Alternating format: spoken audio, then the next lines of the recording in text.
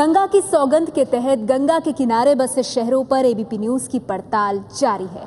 आज हम चलेंगे प्रधानमंत्री नरेंद्र मोदी के लोकसभा क्षेत्र वाराणसी में, जहां गंगा की हालत बाकी शहरों से ज्यादा बेहतर नहीं है। हालत यह है कि पीने का पूरा पानी भी नहीं दे पाती गंगा, और शहर गंगा को दे रहा है हर रोज 35 करोड़ लीटर गंदगी।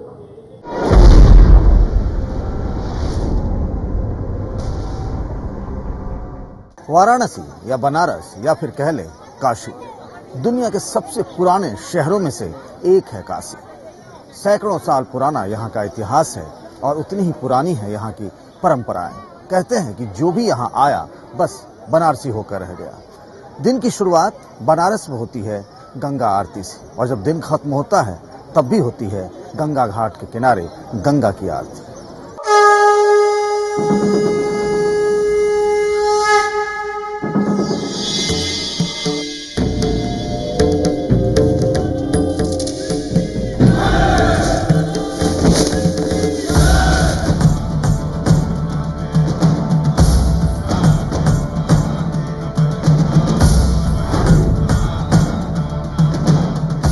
वाराणसी बस एक शहर भर नहीं है,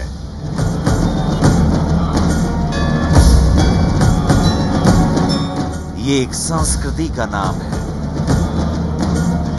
सदियों पुरानी परंपरा का एहसास है। करीब 37 लाख लोग यहाँ रहते हैं। गंगा से सबका कोई न कोई रिश्ता है। गंगा किसी के लिए मां है, तो कुछ के लिए रोटी, तो किसी के लिए घी। कोई इसे कविता मानता है, तो किसी के लिए जिंदगी का फलसफा। एक ऐसा शहर है जहां कहते हैं कि मौत होने से मोक्ष की प्राप्ति होती है, मुक्ति मिलता है जीवन और मरण के चक्र से। यकीन मानिए 16 आने सच है। यहाँ के मुक्ति मोक्ष आश्रम में रहकर लोग अपनी मौत का इंतजार करते हैं। यूपी के पूर्वांचल और बिहार के कई इलाकों के लोगों का अंतिम संस्कार मेरे पीछे मणिकर्णिका घाट में किया जाता है। लोग तो मुक्ति पा लेते हैं, लेकिन यहाँ का सैकड़ों टन कूड़ा कचरा और शमशान का अवशेष इसी तरह गंगा में प्रवाहित कर दिया जाता रहा है। वरुणा और अस्सी घाटों के बीच बसा है वाराणसी। गंगा किनारे 84 घाट है। इन्हीं घाटों का धार्मिक वैभव और प्राकृतिक सुंदरता देश दुनिया के लोगों को अपनी तरफ खींचती रही है। क्या देशी क्या विदेशी, घाटों पर हर पहर मेला लगा रहता है। पिछले साल यहाँ 58 लाख देशी पर्यटक आए। 2012 में ये आंकड़ा 56 लाख था। पिछले साल विदेश से 6.5 लाख पर्यटक आए, जबकि 2012 में यह आंकड़ा 6 लाख था। हिंदुओं के लिए तो वाराणसी सबसे पवित्र जगह है।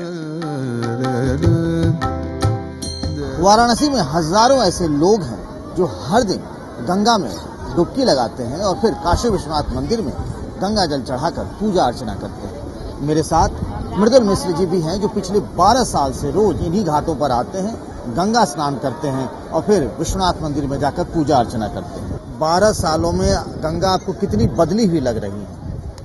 सच पूछे क्योंकि यह देव स्थली है, देव नदी है। जाकी रही भावना जैसी, प्रभु मूरत देखी तीन तैसी। यदि स्वच्छता की परिकल्पना के साथ हम गंगा घाट पर आवें और अपने हाथ से 4 मुट्ठी ही कूड़ा उठा करके कहीं फेंक दें, इसके बाद गंगा में स्नान करके देखें कहीं गंगा मैली नहीं हुई है। पहले हम कल्पना तो अपनी स्वच्छ गंगा की करें। जब हम मैली गंगा की कल्पना करके गंगा में हाथ डालेंगे तो 1 चुल्लू पानी में 1 करोड़ कीड़े मिलेंगे। वाराणसी के इन्हीं घाटों पर कबीर और तुलसी संत बने।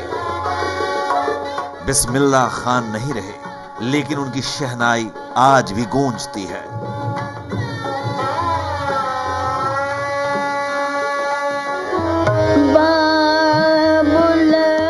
गिरजा देवी की ठुमरी से लेकर बिरजू महाराज का कथक इन्हीं घाटों से निकले।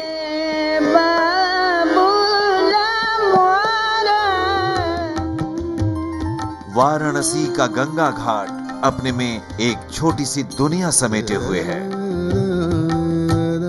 यहाँ के लोगों के लिए गंगा मुक्तिदायिनी और जीवनदायिनी तो है ही, साथ ही उनके रोजी रोटी का जरिया भी है।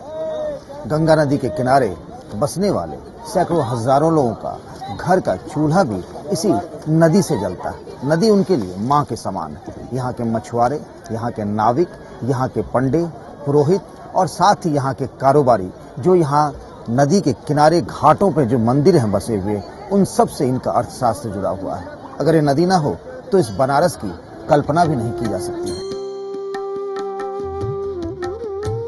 वाराणसी में यहाँ गंगा नदी के किनारे घाट पर ऐसे कई लोग हैं जिनके रोजी रोटी यहाँ गंगा नदी और इस घाटों से ही चलती है। राजेश भारद्वाज जी हैं जो यही रामेश्वर मंदिर के पुजारी भी हैं और ज्योतिष में भी देखते हैं। ये भारद्वाज जी बताइए कि पहले और अब में क्या फर्क आया है यहाँ घाट पे, यहाँ वाराणसी में? जी, पहले और अब में फर्क ये है कि श्रद्धा में थोड़ी कमी आई है और महंगाई के बढ़ने की वजह से तो क्रय शक्ति लोगों की कमजोर पड़ी है और जरूरी वस्तुओं, जरूरी अपनी जरूरतों पर ज्यादा ध्यान दे रहे हैं। धर्म कर्म से उनका रुझान थोड़ा घटा है। अंग्रेजों के जमाने में ही वाराणसी जिला बना।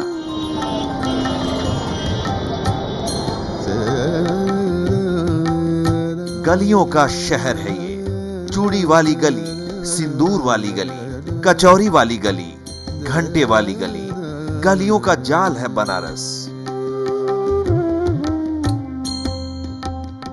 करीब 37 लाख की जनसंख्या वाले वाराणसी शहर पर आबादी का दबाव लगातार बढ़ता जा रहा है। सिर्फ यूपी के पूर्वांचल ही नहीं बल्कि पड़ोस के बिहार के कई जिलों के लोग भी यहाँ बसने लगे हैं। गंगा और धार्मिक नगरी होने की वजह से यह आसपास के लोगों की पहली पसंद बन गई है। सब लोग चाहते हैं कि उनका घर गंगा के किनारे ही हो।